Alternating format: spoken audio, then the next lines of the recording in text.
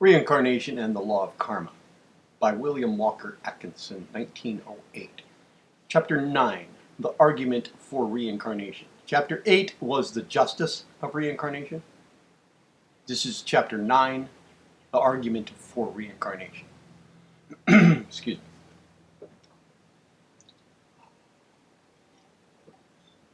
In addition to the consideration of justice, there are many other advantages claimed by the advocates of reincarnation which are worthy of the careful consideration of students of the problem of the soul. We shall give to each of these principal points a brief consideration in this chapter, that you may acquaint yourself with the several points of the argument. It is argued that the principle of analogy renders it more reasonable to believe that the present life of the soul is but one link in a great chain of existences, which chain stretches far back into the past on one side and far out into the future on the other, than to suppose that it has been specially created for this petty term of a few years of earth life and then projected for weal or woe into an eternity of spiritual existence. It is argued that the principle of evolution on the physical plane points to an analogy of evolution of the spiritual plane. It is reasoned that just as birth on the next plane of life follows death on the present one, so analogy would indicate that a death on past planes preceded birth on this, and so on. It is argued that every form of life that we know of has arisen from lower forms, which in turn arose from still lower forms, and so on, and that following the same analogy, the soul has risen from lower to higher, and will mount on to still higher forms and planes.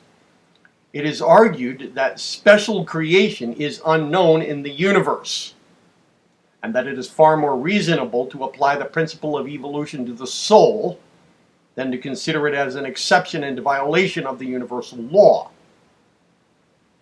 It is also claimed by some thinkers that the idea of future existence presupposes past existence, for everything that is begun must end sometime.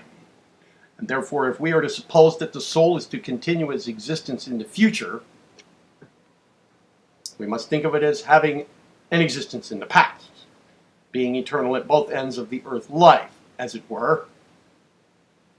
Opponents of the idea of immortality are fond of arguing that there was no more reason for supposing that a soul would continue to exist after the death of the body than there was for supposing that it had existed previously. A well-known man once asked the question, "What becomes of a man's soul after death?" When he evaded the question by answering, "It comes back to where it came from." And to many, this idea has seemed sufficient to make them doubt the idea of immortality. The ancient Greek philosophers felt it logically necessary for them to assert the eternal pre-existence of the soul in order to justify their claim of future existence for it. They argued that if the soul is immortal, it must have always existed, for an immortal thing could not have been created. It was not immortal by nature. It could never be made so, and if it was immortal by nature, then it had always existed. The argument usually employed is this: a thing is either mortal or immortal, one or the other. If it is mortal, it has been born and must die. If it is immortal, it cannot have been born, neither can it die. Mortality means subject to life and death. Immortality means immunity from both. The Greeks devoted much time and care to this argument and attached great importance to it. They reasoned that nothing that possessed reality could have emerged from nothingness, nor could it pass into nothingness. If it were real, it was eternal. If it was not eternal, it was not real, and would pass away even as it was born. They also claimed that the sense of immortality possessed by the ego, with the capital E, was an indication of its having experienced life in the past, as well as anticipating life in the future. There was a sense of oldness pervading every thought of the soul regarding its own nature. It is claimed as an illogical assumption to hold that back of the present there extends an eternity of non-existence for the soul, while ahead of it there extends an eternity of being. It is held that it is far more logical to regard the present life as merely a single point in an eternity of existence. It is argued further that reincarnation fits in with the known scientific principle of conservation of energy. That is, that no energy is ever created or is lost, but that all energy is but a form of the universal energy, which flows on from form to form, from manifestation to manifestation, ever the same, and yet manifesting in myriad forms, never born, never dying, but always moving on and on and on to new manifestations. Therefore, it is thought that it is reasonable to suppose that the soul follows the same law of re-embodiment, rising higher and higher through time until finally it re-enters the universal spirit from which it emerged and in which it will continue to exist, as it existed before it emerged for the cycle of manifestation.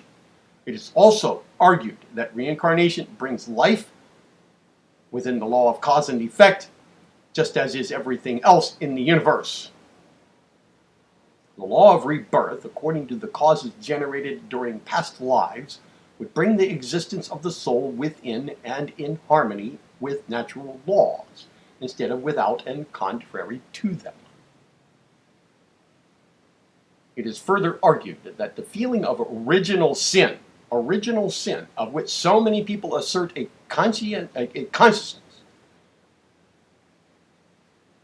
may be explained better by the theory of reincarnation than by any theological doctrine. The orthodox doctrine is that original sin was something inherited from Adam by reason of our forefathers' transgression. But this jars upon the thought of today, as well it might, for what has the soul to do with Adam?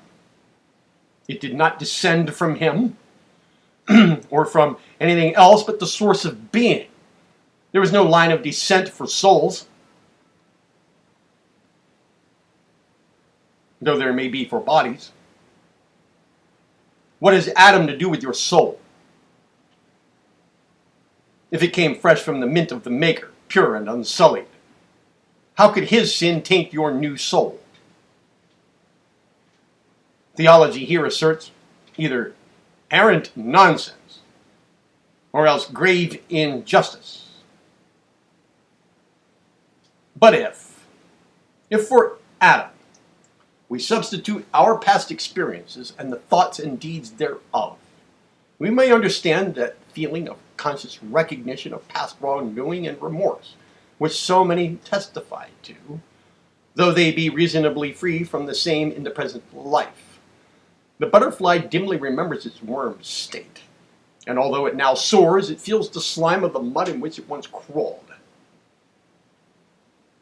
It is also argued that in one life the soul would fail to acquire the varied experience which is necessary to form a well-rounded mentality of understanding. Dwarfed by its limited experience in the narrow sphere occupied by many human beings, it would be far from acquiring the knowledge which would seem to be necessary for a developed and advanced soul. Besides this, there would be as great an inequality on the part of the souls after death as there is before death. Some would pass into the future state as ignorant beings, while others would possess a full nature of understanding. As a leading authority has said, a perfected man must have experienced every type of earthly relation and duty, every phase of desire, affection, and passion, every form of temptation, and every variety of conflict. No one life can possibly furnish the material for more than a minute section of such experience. Along this same line, it is urged that the soul's development must come largely from contact and relation with other souls, in a variety of phases and forms. It must experience pain and happiness, love, pity, failure, success. It must know the discipline of sympathy, toleration, patience, energy, fortitude, foresight, gratitude, pity, benevolence, and love in all of its phases. This, it is urged, is possible only through repeated incarnations, as the span of one life is too small and its limit too narrow to embrace but a small fraction of the necessary experiences of the soul on its journey toward development and attainment. One must feel the sorrows and joys of all forms of life before understanding may come. Narrowness, lack of tolerance, prejudice, and similar forms of undeveloped consciousness must be wiped out by the broad understanding and sympathy that come only from experience. It is argued that only by repeated incarnations the soul is able to realize the futility of the search for happiness and satisfaction in material things. One, while dissatisfied and disappointed at its own condition, is apt to imagine that in some other earthly condition he would find satisfaction and happiness now denied him. And dying carries with him the subconscious desire to enjoy those conditions, which desire attracts him back to earth life in search of those conditions. So long as the soul desires anything that earth can offer, it is earthbound and drawn back into the vortex. But after repeated incarnations, the soul learns well its lesson that only in itself may be found happiness, and that only when it learns its real nature, source, and destiny, and then it passes on to higher planes. As an authority says, in time, the soul sees that a spiritual being cannot be nourished on inferior food, and that any joy short of union with the divine must be illusionary. It is also argued that but few people, as we see them in earth life, have realized the existence of a higher part of their being, and still fewer have asserted the supremacy of the higher and subordinated the lower part of the self to that higher. Were they to pass on to a final state of being after death, they would carry with them all of their lower propensities and attributes, and would be utterly incapable of manifesting the spiritual part of their nature, which alone would be satisfied and happy in the spiritual realms. Therefore, it needs repeated lives in order to evolve from the lower conditions and to develop and unfold the higher.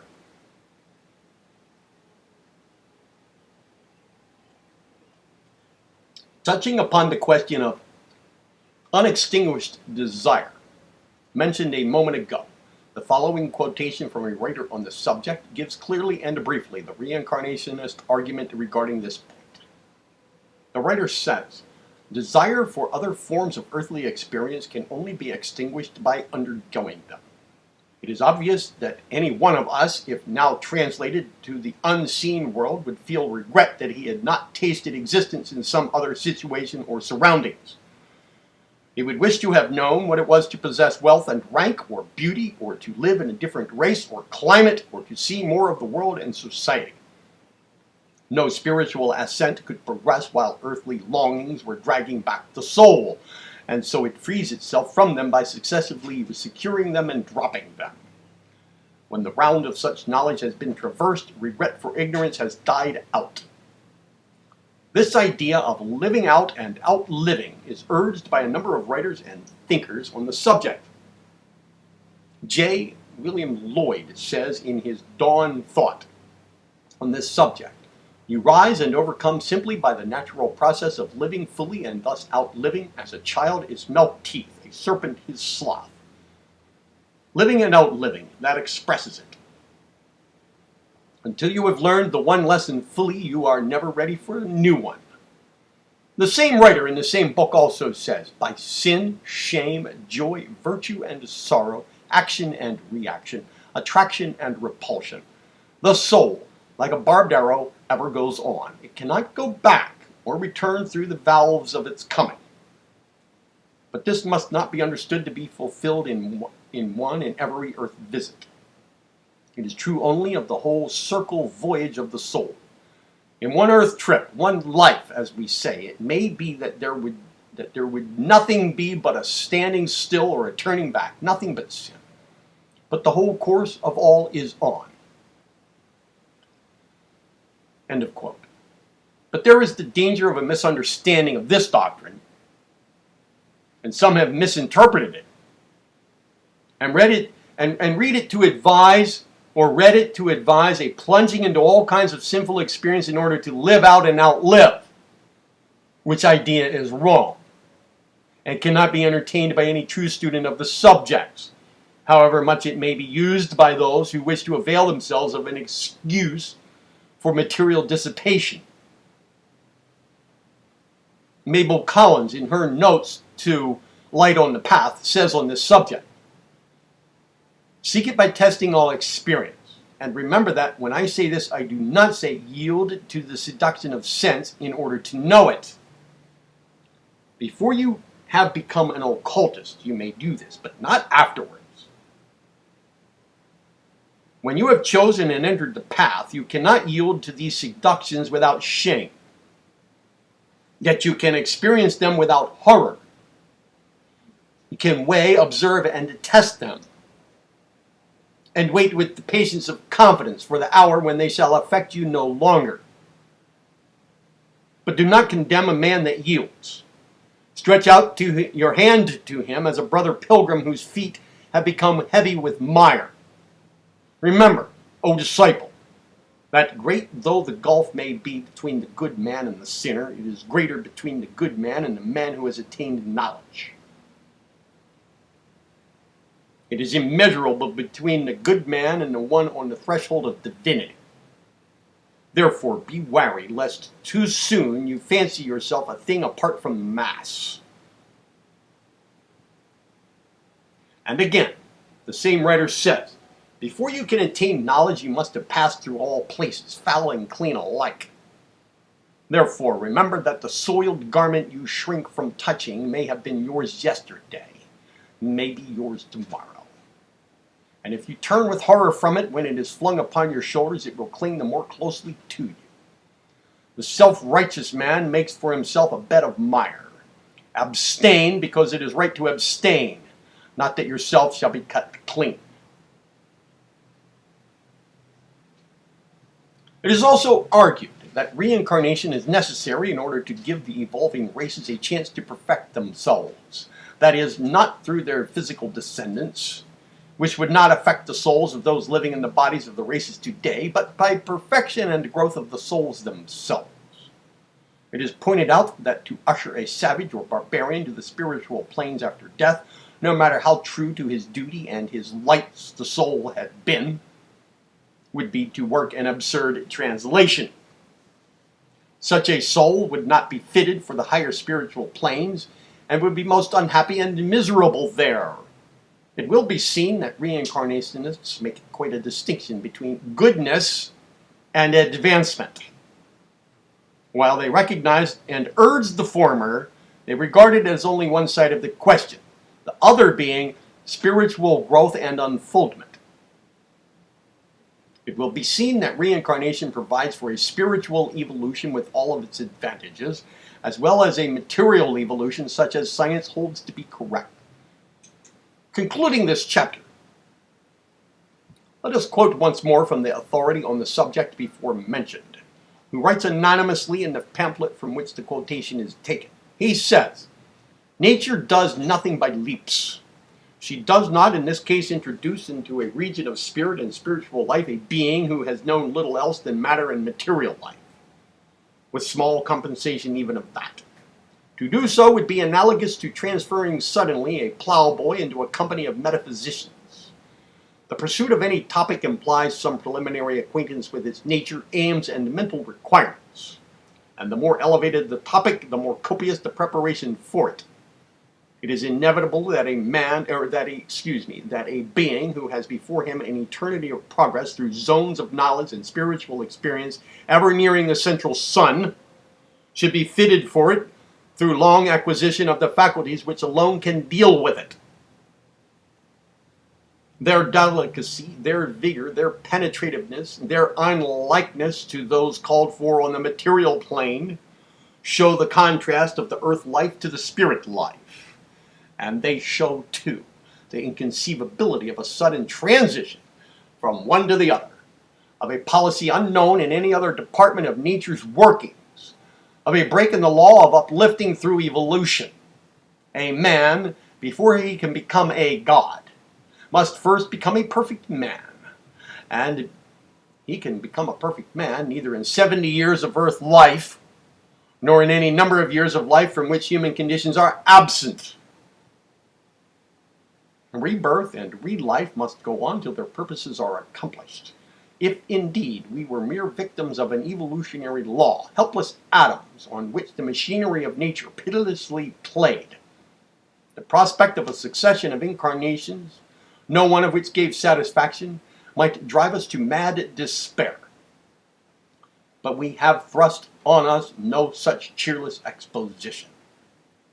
We are shown that reincarnations are the law for man, because they are the conditions of his progress, which is also a law. But he may mold them and better them and lessen them.